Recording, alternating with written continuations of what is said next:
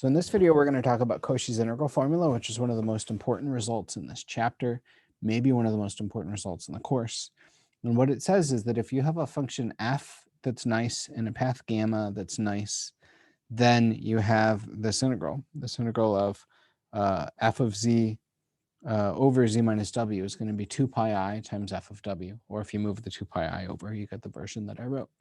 Now, what I mean by nice enough is that we need f to be holomorphic on a region G. So remember, a region's an open connected set. Gamma is going to be a positively oriented. So that tells you that as you traverse the curve, the inside is to the left. It's going to be piecewise smooth. So that means that it's made up. Maybe it's not differentiable at some of the points, at some of the corners, but it's made up of pieces of smooth curves.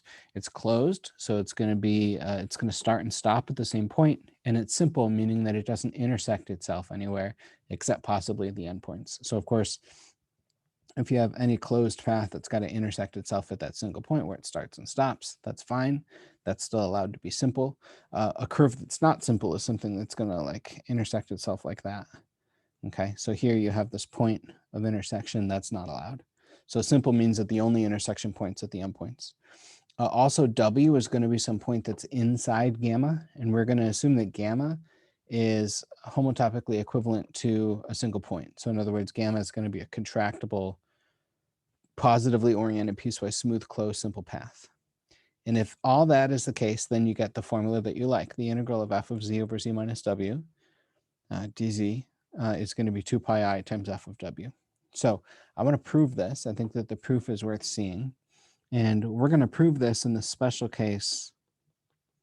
So we're going to prove this in the special case where gamma is the circle centered at w of radius r. Now, what we're going to do in this case, so let's write out what we're going to do. And what I want to do is I want to actually prove, we're going to prove the following. So we're going to prove that the integral over gamma, the circle centered at w of radius capital R, of this is going to be integral of f of z over z minus w dz is going to be minus 2 pi I f of w. It's going to be equal to 0. Let's just do it like that so that one side's equal to 0. So that's what we're going to prove. And the first thing that we're going to do is that for technical reasons, we're going to take our curve gamma and we're going to move just slightly away from the edge of a disk. So we have some circle of radius r. And what we're saying is take that circle of radius r, that's a bad circle, and just move inward slightly. Okay, so we're going to homotopically shrink this to a smaller curve. So first, I just want you to notice that gamma is going to be homotopically equivalent to some circle centered at w of some smaller radius, and this is for any value r between 0 and capital R. Okay, so notice that in fact we can include capital R, but not 0. And what we'll actually do is we'll prove this over this slightly smaller circle, which I know seems like a silly step, but we need to do this for some technical reasons. So what we're actually going to do is we're actually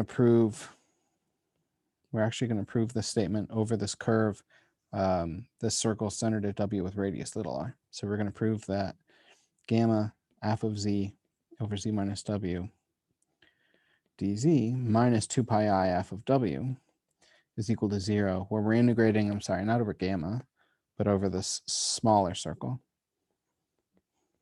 Okay, and so the first thing that I want you to notice is that 2 pi I is equal to the integral of 1 over z minus w, where we're integrating over some circle centered at w of radius r. Okay, so we can write 2 pi I f of w as an integral. We can just move the f of w inside the integral. So we want to show, or it's enough to show that the integral of f of z over z minus w dz minus the integral of f of w over z minus w dz, where we're integrating over the same circle, it's enough to show that this is 0. So what we're going to do is we're going to use our laws of how we know integrals work, and we're going to combine the integrands, and then we're going to take the modulus. So now we're going to write the left side of our expression as the integral of f of z minus f of w over z minus w. We're integrating over the circle centered at w of radius little r. And we're going to take the modulus of that. And we want to show that that's going to be 0. And remember that we're using the fact that if you have a complex number that's 0, that happens if and only if the modulus is 0. So if it's enough to show that the modulus is 0, that shows that the actual integral itself is 0 without the modulus.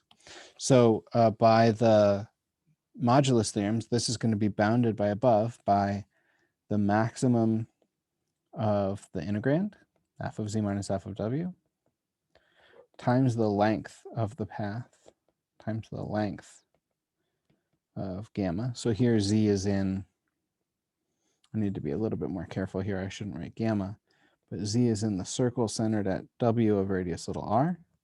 And here we're going to multiply by the length of that path. Okay, so by the length of the circle centered at w of radius little r. Sorry to squeeze so much in there.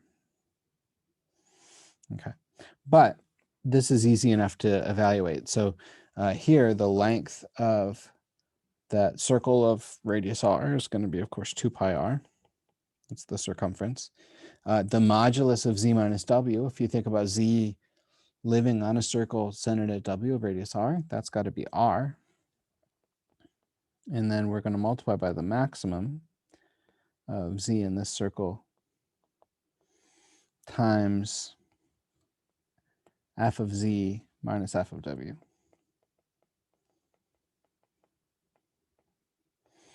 Okay, and so the modulus of z minus w is that r. The length of the curve is 2 pi r. And so this is going to be 2 pi times the maximum of z of f of z minus f of w. And then finally, here's where we remember that we assumed that f was holomorphic. That implies that f is differentiable at w, or differentiable in some neighborhood of w. And therefore, since it's differentiable, it's continuous. So since it's holomorphic on that region, it must be continuous on that region. And since it's continuous on the region, by definition, we know that we can make this quantity as small as we want if z minus w is small enough. Okay, so this is going to be less than 2 pi times, say, epsilon. And then what you could do is you could play the games where you don't want this to be less than epsilon. You want this to be less than epsilon over, say, 2 pi or something like that, so that this entire quantity is less than epsilon. But we don't really have to play those games since we've seen the story before. The point is that this is going to be bounded by 2 pi times epsilon for any positive epsilon. Okay, and therefore this quantity is going to be, the only reasonable thing that we can say about this quantity is that it's 0. The only thing that's less than every positive number is 0. The only non-negative quantity that's less than every positive number is 0. And therefore we can conclude, that we get exactly what we want, that the integral of f of z over z minus w over gamma is equal to 2 pi I times f of w. Okay, so this is Cauchy's integral formula.